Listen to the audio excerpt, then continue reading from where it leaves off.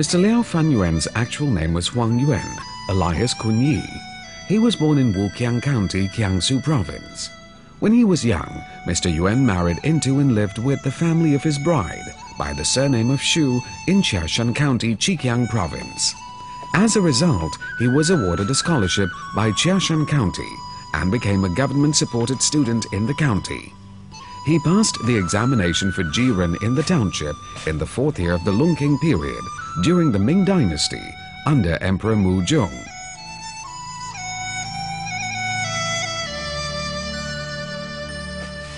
When Mr. Liao Fan was a student, he liked to study everything, whether ancient or modern, whether important or otherwise. He became an expert in astrology, law, irrigation, military affairs, politics and feng shui. Mr. Liao Fan's family was not rich, yet he liked to give alms. He led a thrifty and simple life by chanting Buddhist scriptures and incantations and sitting in meditation every day.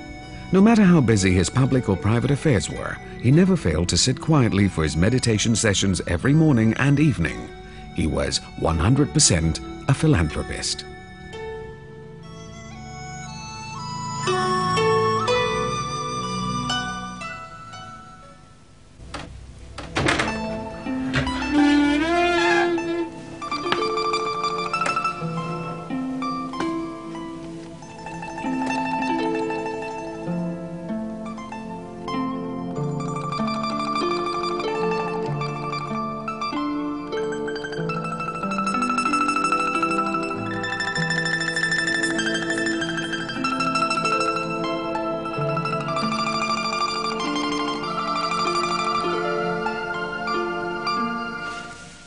Good morning, Father.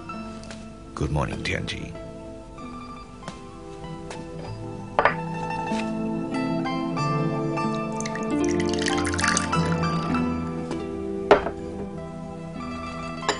Tianji, go back to the house and study. All right, Father. I'll go now.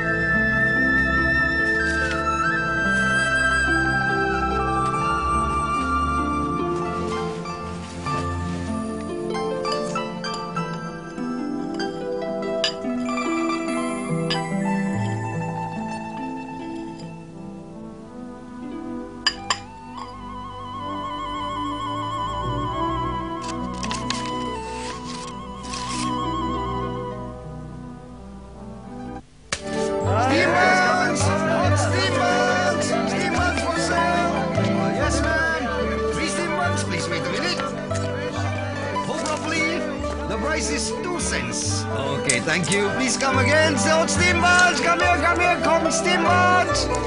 Fresh from the steamer.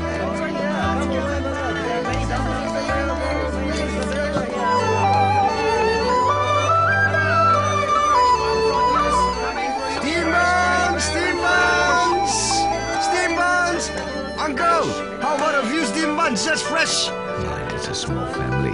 Just give me 6. 6 buns! Okay, please wait a minute. Please come and buy my way. 6 buns. Very soon they'll be ready. Give me 2 sesame seeds cakes also. My son likes them. Okay, please hold on a minute. Uncle, please hold carefully. 2 sesame cakes also. The price is 8 cents. Thank you. Have a nice day. Yes. Steam buns. Hot steam buns, just fresh. Steam buns. Hot steam buns. Hot steam buns. Many dumplings available, many things available.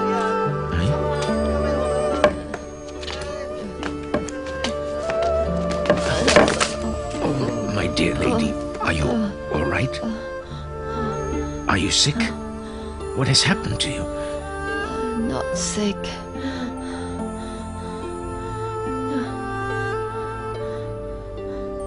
I'm just very, very hungry. Oh dear. Why have you left your house before taking your meal?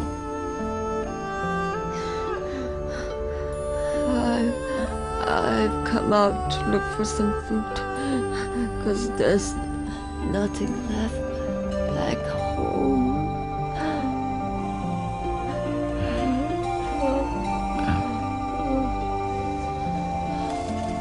I have some steamed buns and sesame seed cakes. Please take them and eat.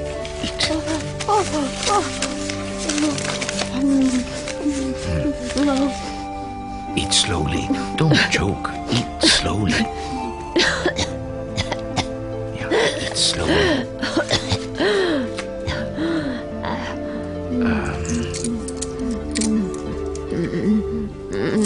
Old lady, it's getting cold.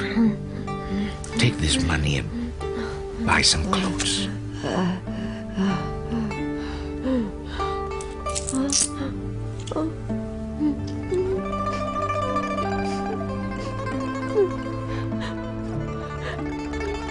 You're really a philanthropist. I wish to pay my last respect to you. No, lady, don't say that. Don't say that. Don't, please.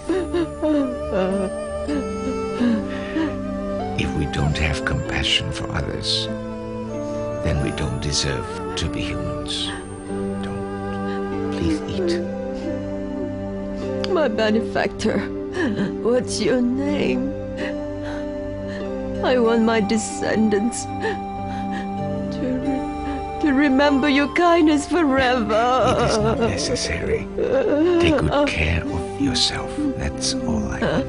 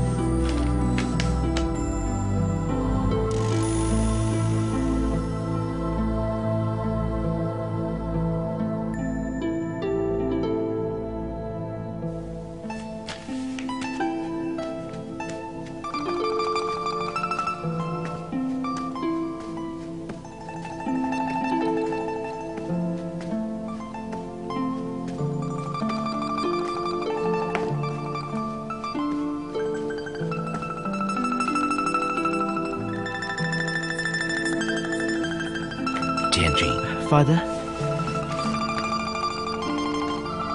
What are you doing here? Well, I'm hoping to be placed in the first 5 positions. But my mind's terribly confused. Looks like there's no hope. You have to be patient. Impatience is not a virtue. Father, I don't know why my mind can't be calmed down. It looks as if I'm fated not to come out top. As long as you're willing to study hard and try your best to do good works, you can change your own destiny. It is often said, refraining from all wrongdoing and practicing all forms of kindness brings about a reduction of distress and the coming of fortune. This is the basic principle behind creating one's destiny. Is it so? But all the people in the temples have said that our fate is predestined. How then can it be changed? This is merely the viewpoint of ordinary people. No wonder you are confused. Okay. Let me relate my own experience as an example for you, so you may understand it much better. Yes, you will understand. Sit down. My father passed away when I was young, and Mother persuaded me to learn medicine instead of becoming a scholar. In her opinion, learning medicine would be a good way to support myself and to help others. Besides, having a skill, I would never have to worry about making a living, and I could even become famous. According to her, this was my father's wish for me. I listened to Mother and gave up the idea of becoming a government official. Until one day, when I went to the Compassionate Cloud Temple.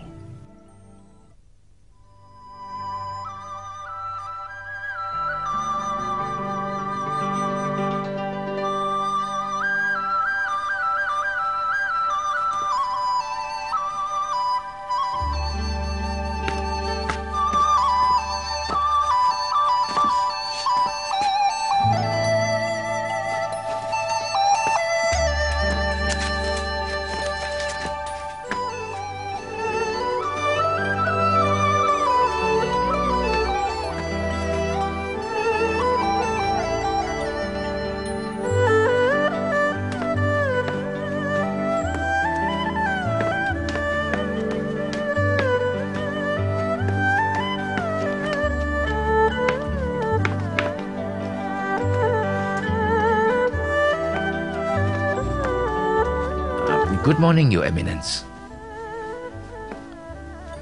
Gentlemen, from your facial appearance, you are destined to become a government official.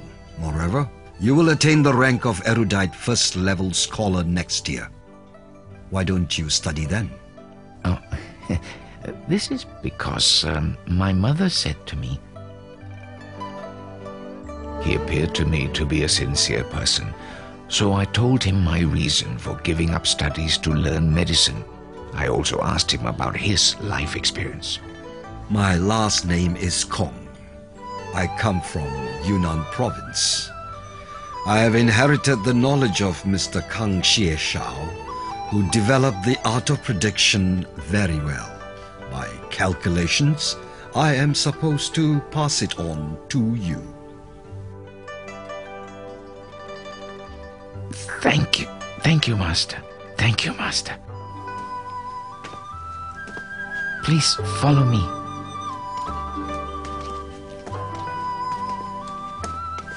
So I invited Mr. Kong to stay in the house and told my mother about him.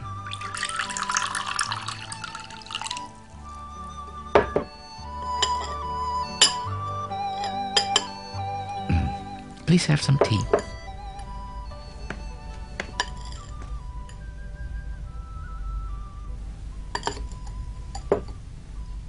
Mrs. Yuan, forgive me for being direct.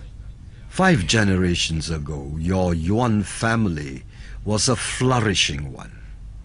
Unfortunately, after a disaster in spring 47 years ago, you were the only surviving family member in the whole clan.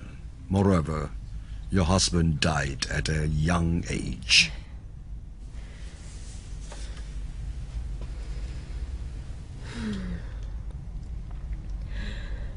Mr. Kong, you're really a master fortune teller. Even a disaster a few decades ago cannot escape from your calculation. You're indeed a living immortal. You flatter me. I only made my conclusions based on the art of prediction. No wonder it is so accurate. Mr. Kong is such an expert in the art of prediction. Why don't you ask him to help predict your destiny? Yes, Mother. Believing what Mr. Kong had said, I began to study again to prepare for the examination for erudite first-level scholar. Once again, Mr. Kong made a prediction for me. According to him, as a student, I would place 14th in the county examination 71st in the regional examination, and 9th in the provincial examination. The following year, at the 3 places of examination, I placed exactly as he predicted. Then I asked Mr. Kong to calculate the predictions for my entire life. The results of his predictions were that I would pass such and such a test in such and such a year, I would become a civil servant in such a year, and in such a year I would receive a promotion. Finally, I would be appointed as a magistrate in Sichuan province. After holding that office for 3.5 years, I would resign and return home. At the age of 53, I would die around 2 o'clock in the morning on August 14th. It was fated that I would not have a son. Father, aren't these predictions wrong? Now you are over 60 years old, and I'm your own son. Let me continue. From then on, the outcome of every examination I took turned out exactly as Mr. Kong had predicted. Mr. Kong predicted that I would be promoted only after receiving a salary in the weight of 91 dans and 5 dos of rice. However, I had received only 71 dans of rice when a senior education official recommended me for a promotion. I secretly began to doubt Mr. Kong's predictions. Nevertheless, the prediction turned out to be correct after all, because the recommendation was turned down by his superior. It was not until several years later, when Mr. Chiu Min-ying saw my old examination papers and exclaimed that the essays were well written, and it would be a pity to bury the talents of such a great scholar.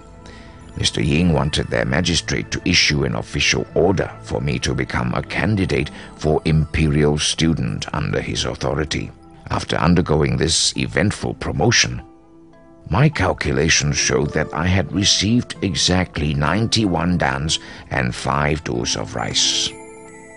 From then on, whether it was promotion, rank, or wealth, I deeply believed that all came about in due time, and that the length of one's life is predestined. I began to view everything in a more detached manner and ceased to seek gain and profit. After being selected as an imperial student, I was to attend a university at Peking. During my year-long stay at the capital, my interest in meditation grew, and I often sat silently without giving rise to a single thought. I lost interest in books and did not study at all. One day I paid a visit to the enlightened Zen master Yungu at Chixia Mountain. This visit changed my whole destiny.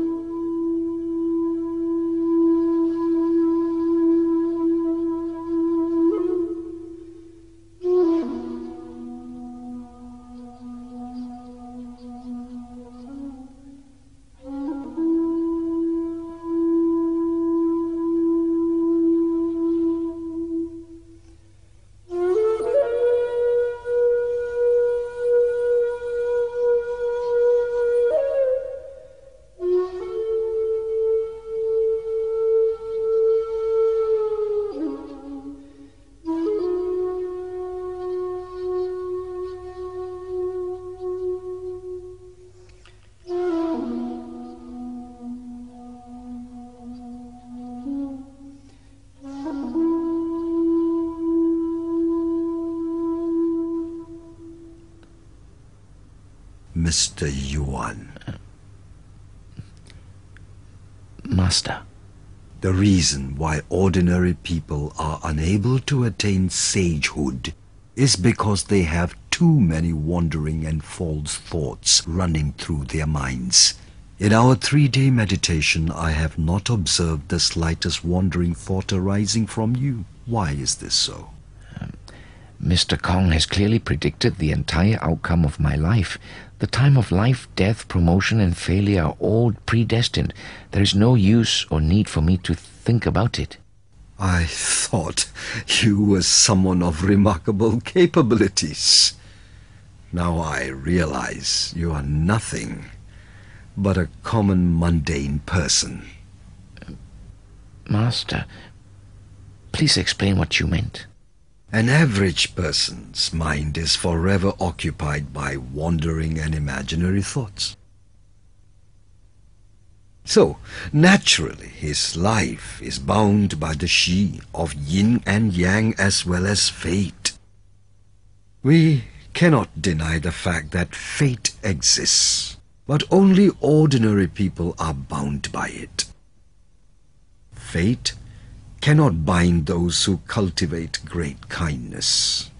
This is because their virtues accrued from kind acts are so great that these acts will alter their original destiny for the better.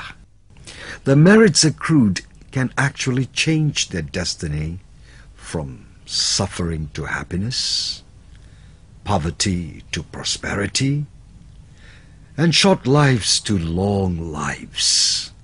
Similarly, fate cannot bind who commit great wrongdoing.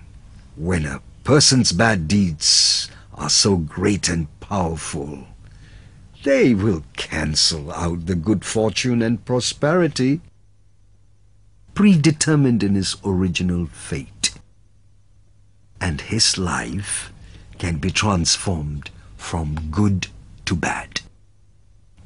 For the past 20 years, you have lived your life according to Mr. Kong's predictions and did not do a thing to change it.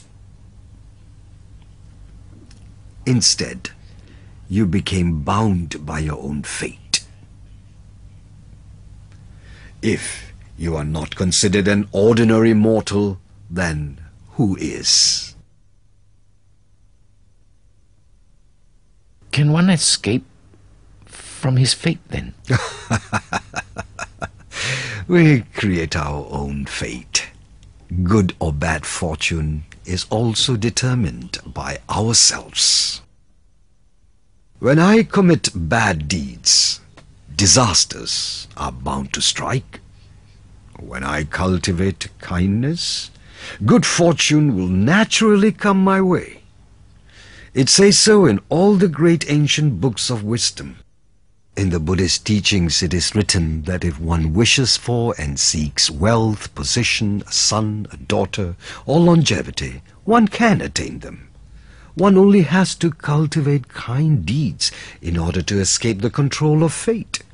Since untruthful speech is one of the greatest offenses in Buddhist teachings, we can be assured that these are not lies. Buddhas and Bodhisattvas certainly have no reasons to deceive us. But Mencius once said, whatever is sought for can be attained. The seeking is in oneself. This refers to inner qualities such as virtue, kindness, and morality.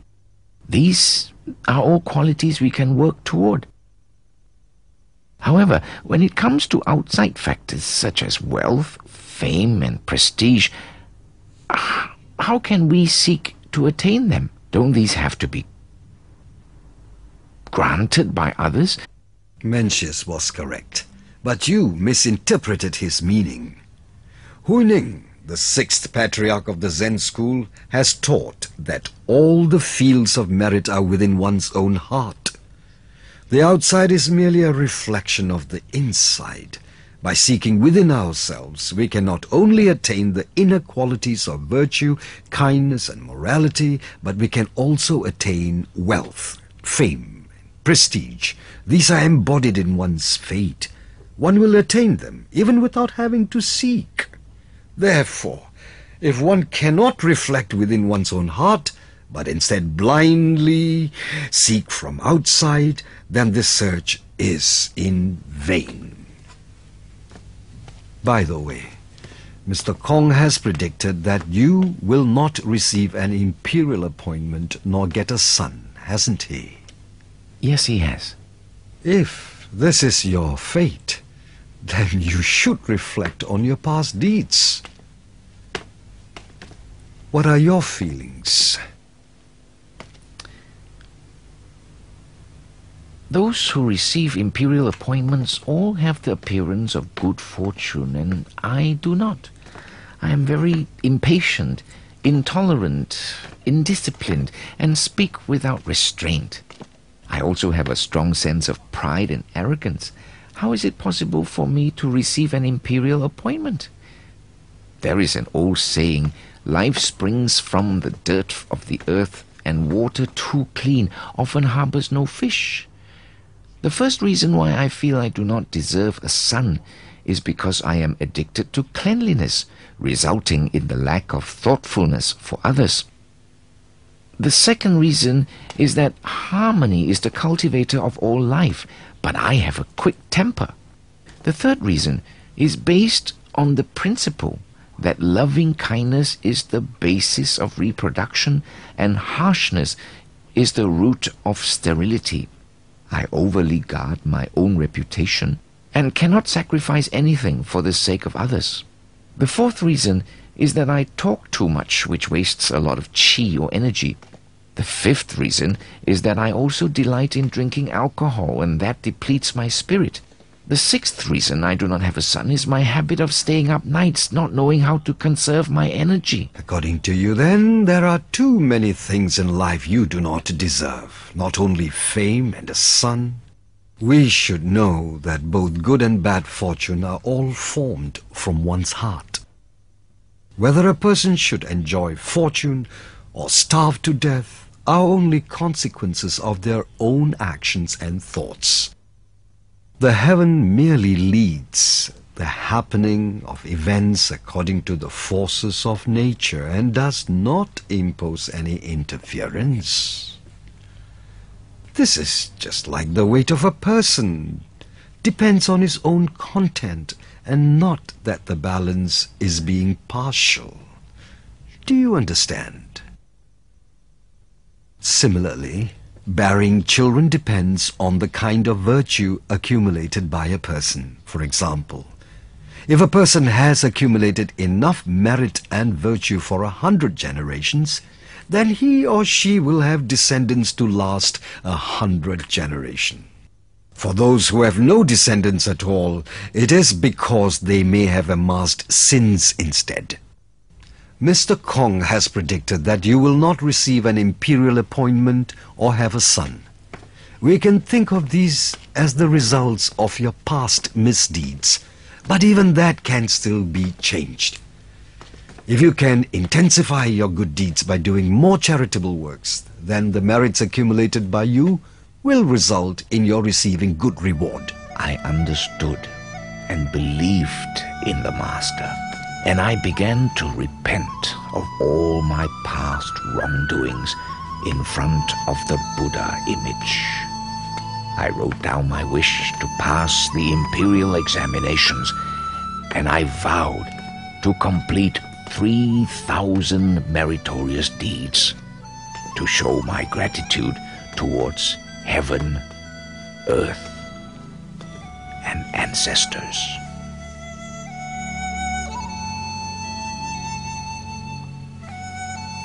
Master Yungu showed me a chart, and he taught me how to keep a daily record of the kind and evil acts I committed. The kind acts, they were to be recorded at the top portion, and evil acts at the bottom of the chart. He told me that bad deeds could neutralize the merits I accrue from good deeds. The Master also taught me how to recite the Junti mantra. Mantra writing experts once said, "Those who practiced the art but do not know the right way to do it will be laughed at by gods and spirits." The secret behind writing mantras is the absence of thought from start to finish.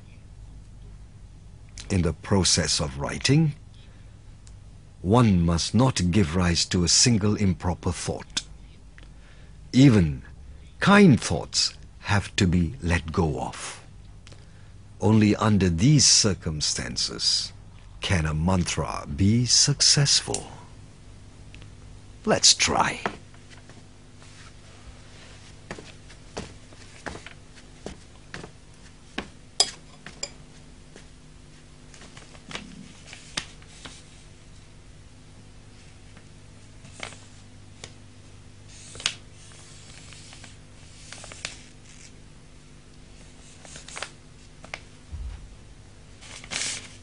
When one prays or seeks something in terms of changing fate, it is important that one does it when the mind is still. In this way, wishes will be easily fulfilled.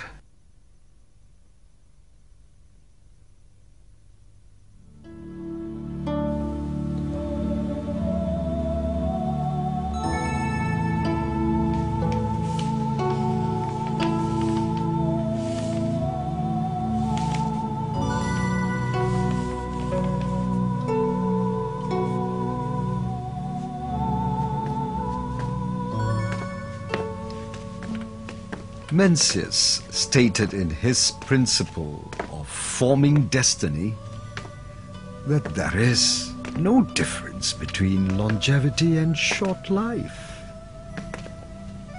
At first glance, one would find this hard to understand. How can longevity and short life be the same? In actuality, when we look within our hearts, we will find no duality, no difference. We should see everything with eyes of equality and live morally regardless of good or bad times. If one can practice accordingly, then one can master the fate of wealth and poverty.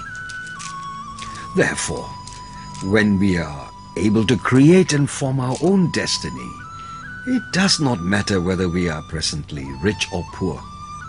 Just as a wealthy man should not become callous in his thoughts and actions because he is rich, a poor man should not resort to committing evil deeds due to his poverty. In either case, one should keep to one's place in society and be a virtuous person. The actions of worldly people usually follow their thoughts. Whatever has to be thought is not considered natural. Accomplish the state of no thought by reciting the Junti mantra continuously to overcome scattered thoughts in the mind. And when you recite, you must not think of reciting, but recite consciously and diligently without any attachment. When the reciting becomes second nature to you, it will be efficacious.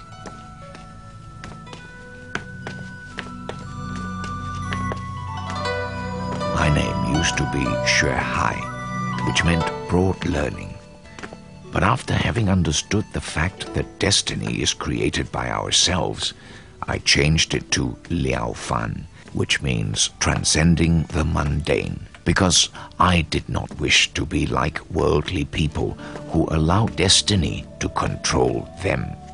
Oh, I see. From then on, I began to be constantly aware of my thoughts and actions. Soon I felt quite different from before. I became respectful, careful, and conservative in my thoughts, speech, and actions. I maintain this attitude even when I'm alone, for I know that there are spirits and gods everywhere who can see my every action and thought. Even when I encounter people who slander me, I can take their insults with a patient and peaceful mind.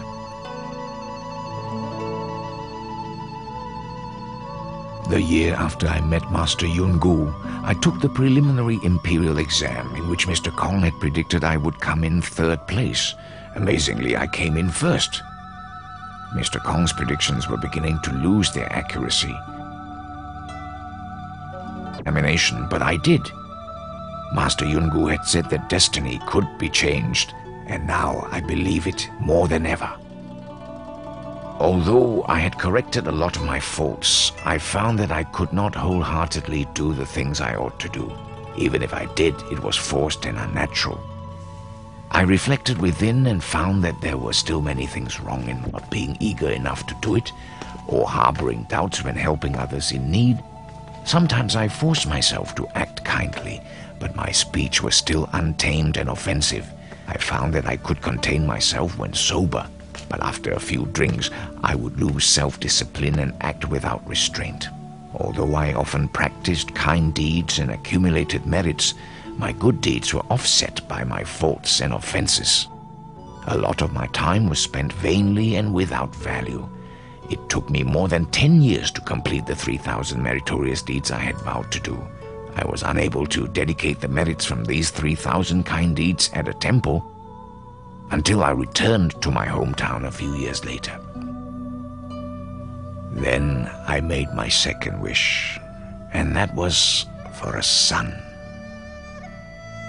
I vowed to complete another 3,000 good deeds.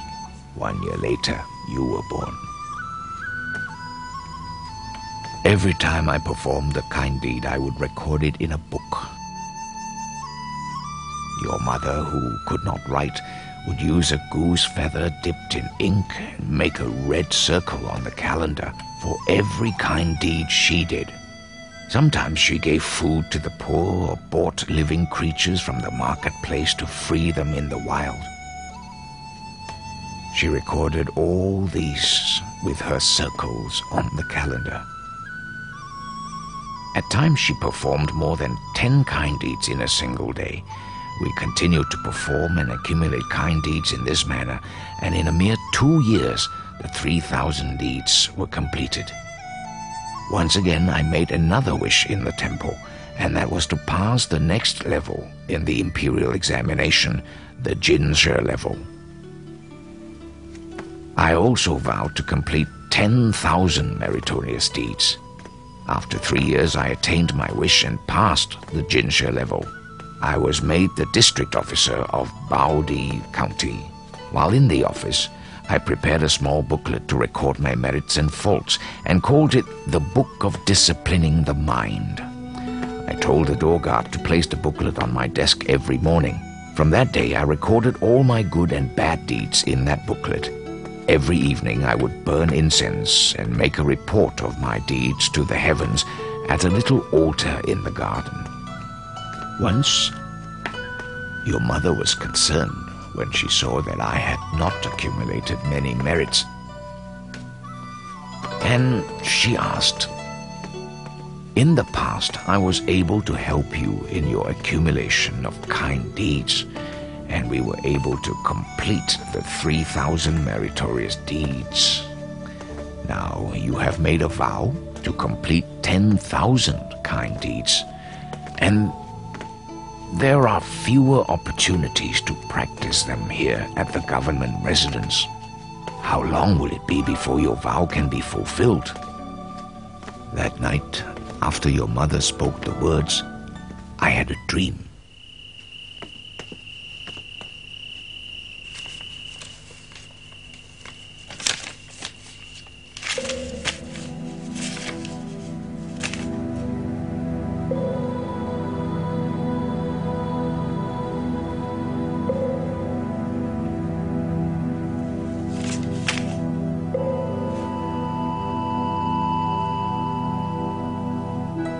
Liao Fan Yuan. My heavenly lord, Why are you unable to sleep? my lord, this is because I have made a vow to complete 10,000 meritorious deeds, but to date I have not achieved good results. I'm afraid this vow will never be achieved during my living time. When you became the district officer, you reduced the taxes on the rice fields. That was a great kind deed, and that deed itself was worth 10,000 merits. Your vow is already fulfilled.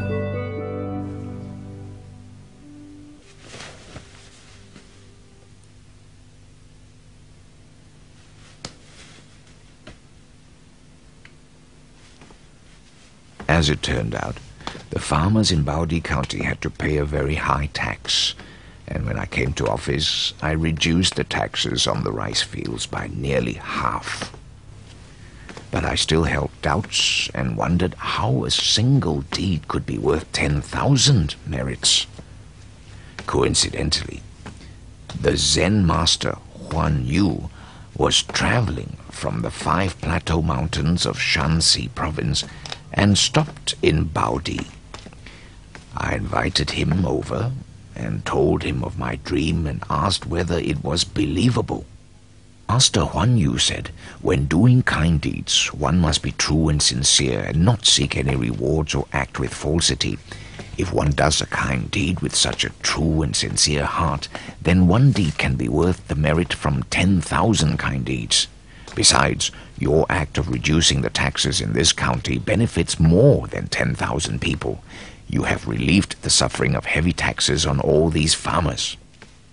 Upon hearing his words, I gave a month's salary for him to take back and use the money to offer food for 10,000 monks and dedicate the merits for me. Father, what happened after that? Mr. Kong had predicted that I would die at the age of 53. However, I survived that year with no illnesses, though I did not ask the heavens for a longer life.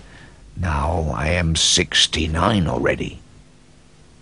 In Buddhist teachings, it is written, "The way of the heavens is undetermined, and neither is one's destiny."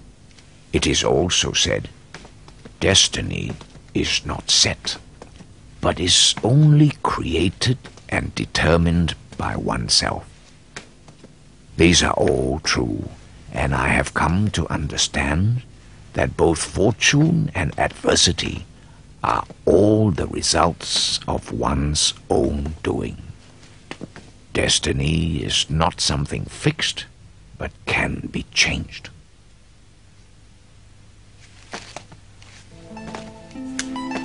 Father, I wonder how my life will be. This is not important. In any case of destiny, we should always prepare for the worst. Therefore, even in times of prosperity, you must act as if you were not. And when things are going your way, you must be mindful of adversity. When you are wealthy, be mindful of poverty.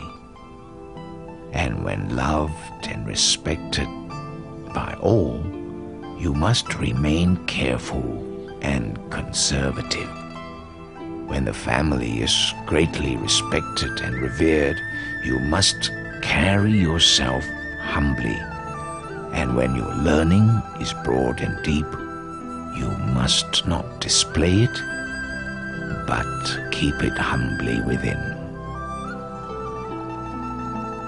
These 6 ways of contemplation just mentioned by me are a means to tackle the problem from its opposite side. If one can thus cultivate the mind, then virtue and morality will grow and fortune will increase on its own. There are many intelligent people in the world who refuse to cultivate morality and virtue and cannot put forth diligent effort in their work. Their failures later in life are owed to a single word: laziness. In short, the teachings of Master Yungu are truly the most worthy, profound, real and proper teachings. And I hope that you will study them closely and practice them with all your effort. You must use your time wisely and not let it slip by in vain. Do you understand? I know, Father. Thank you for your teaching.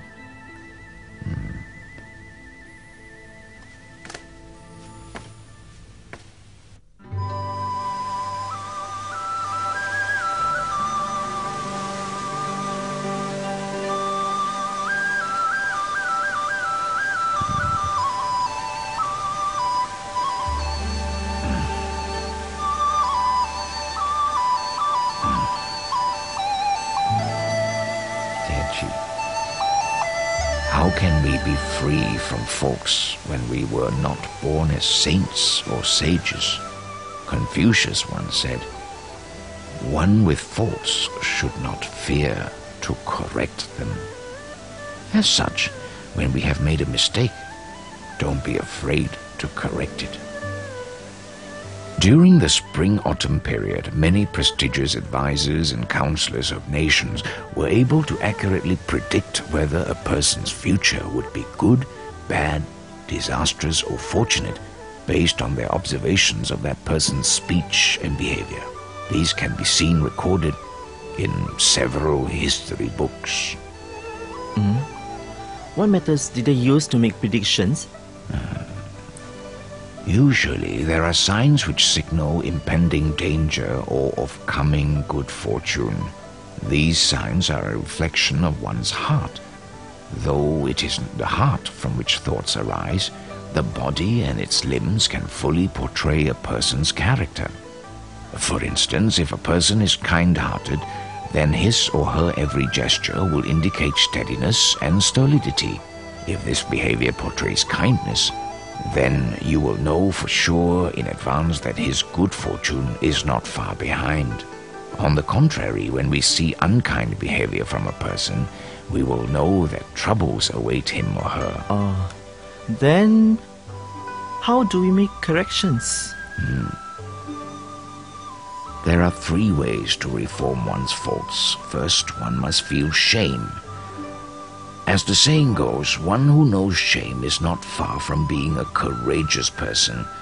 Think of all the ancient saints and sages whose names and teachings have lasted through hundreds of generations. They were the people just like us. But why is my name tarnished and my reputation ruined in just one lifetime? I find that it is because I overindulge myself in material pleasures and have been badly influenced by the polluted environment. I also secretly do many things I am not supposed to do and think others won't know about it. Sometimes I disregard the nation's laws and am not ashamed of it. Without realizing it, I stoop lower each day until I am no different from an animal. There is nothing else in the world which calls for more shame and remorse than these behaviors. Mencius once said, "Shame is the greatest and most important word in a person's lifetime." Why? Because one who knows shame will put forth his best effort in reforming faults and will eventually attain sagehood or become a saint. The second way to reform is that one must know fear. What are we to fear? We must know that the heaven, earth, spirits, and gods all hover over our heads in observation. They are different from man in that they can see everything without obstruction. Therefore, it is not easy to deceive them. If my offense is serious, then all kinds of disasters will befall me. If the fault is minor, it will still deduct from my current fortune. How can I not feel fear? Therefore, we must fear the spirits and gods every moment. Even I'm in an empty room, the spirits and gods watch over me very carefully and records everything. We can try covering up our evil doings from others, but the spirits and gods can see through to our hearts and know our every action. Ultimately, we cannot deceive ourselves. We would feel embarrassed and dishonored if others happened to see our misdeeds. Therefore, how can we not be constantly cautious of our every action and be fearful of the consequences they might evoke? But there is more to it. As long as a person still has one breath left, then he has the chance to repent of the most serious mistakes and offenses. If a person can have an overwhelming and courageous kind thought at the most important moment, then it can cleanse away hundreds of years of accumulated sins. This is just like how only one lamp is necessary to bring light into a valley that has been dark for 1,000 years. Sit. Besides, We are living in a tumultuous and constantly changing world. Our body, being made of flesh and blood, is extremely perishable. If our next breath does not come, then this body will no longer be part of us. By then, even if we did want to reform, we would not have the chance to do so. Therefore, when you commit evil, your retribution in the physical world is a bad reputation and name which will last for hundreds and thousands of years. Even filial children and loving grandchildren cannot cleanse your name for you. Whereas in your afterlife, you might end up in hell suffering immeasurable pain. Even Buddhas and Bodhisattvas cannot save you, so how can one not be fearful? Father, is there any other way? Yes, there is. The third way is one must have determination and courage. A person who hesitates to reform his faults is one who really does not want to change, but is content with what he can get away with.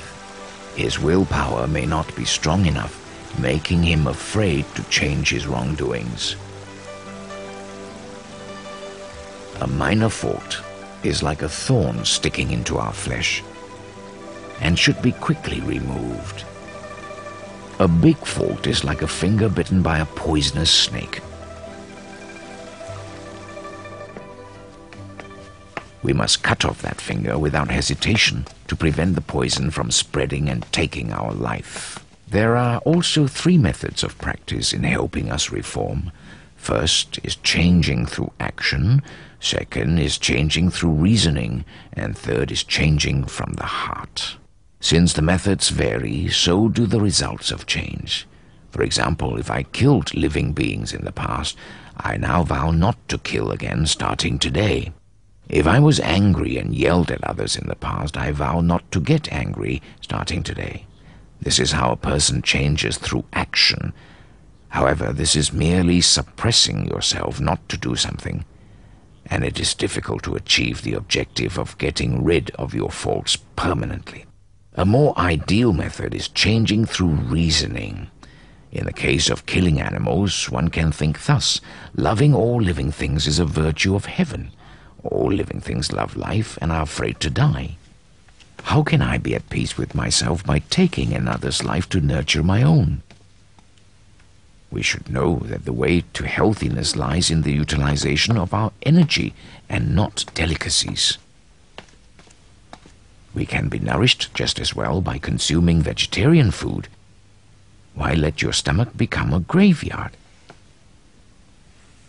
If you think about it, you will naturally feel sorry for these animals and be unable to swallow their flesh.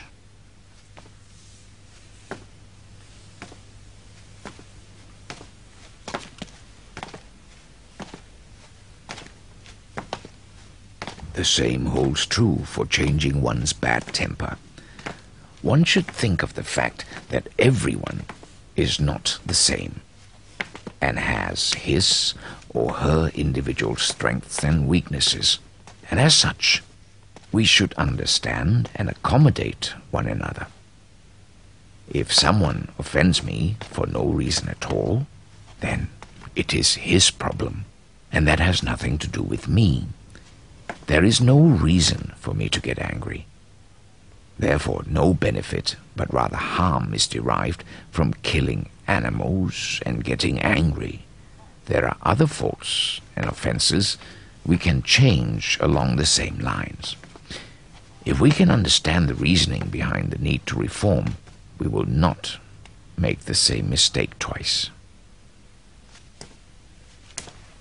Though a person's fault can amount to thousands of different types, they all stem from thoughts of the mind. Tianqi, come here. If your heart is rooted in vices such as desire, fame, profits, or anger, you don't have to find ways to get rid of each fault. All you need is a sincere, kind heart and the willingness to practice kind deeds. As long as your heart is virtuous and kind, then naturally your mind will not generate any improper thoughts. All mistakes stem from the heart. Therefore, one should change from the heart. Do you understand? Yes, I do. If we are willing to cultivate our hearts, then it is possible to purify our thoughts right away. This is because wrongdoings originate from the heart. Purifying the heart can erase all improper and bad thoughts before they are carried out in action. The best way is by cultivating the heart and understanding the reason behind the need to change. The alternative way is forcing ourselves not to commit the wrongdoing again. Sometimes all three methods have to be used to succeed at reforming a fault. During the spring-autumn period, there was a senior government official in Wei named Bo Yu Chu. When he was 20, he was already mindful of his past faults. He studied his mistakes and tried to correct them thoroughly. At the age of 21, he felt he still had not completely corrected all his faults. When he was 22, he felt as if 21 was spent dreamily without practical improvement. Thus, year after year, he continued to correct his faults. When he reached 50, Bo Yu still felt that the past 49 years were full of wrongdoings. This was how particular our ancestors were regarding the correction of faults. We are all just common people, and our mistakes are as numerous as the spines on a porcupine. Often, when we look back, we do not even see our own faults. This is because we are careless and do not know how to reflect on our own actions. There are also indications when people have accumulated too many offenses and sins. For instance, one's heart may feel confused and oppressed, lacking energy and spirit. One becomes extremely forgetful, full of worries, and feels embarrassed and depressed upon meeting a virtuous gentleman. One becomes displeased at hearing righteous reasoning, and when showing kindness to others is in turn treated with hostility. One will constantly have nightmares where everything is upside down and will talk incoherently and behave abnormally. These are the symptoms of those who have accumulated too many sins and offenses. Father, what should we do when faced with this situation? If you have any of the above symptoms, you should immediately gather your willpower and reform all faults. It is necessary to form a new life for yourself. I hope you will not delay. Do you understand? Yes, I do, Father.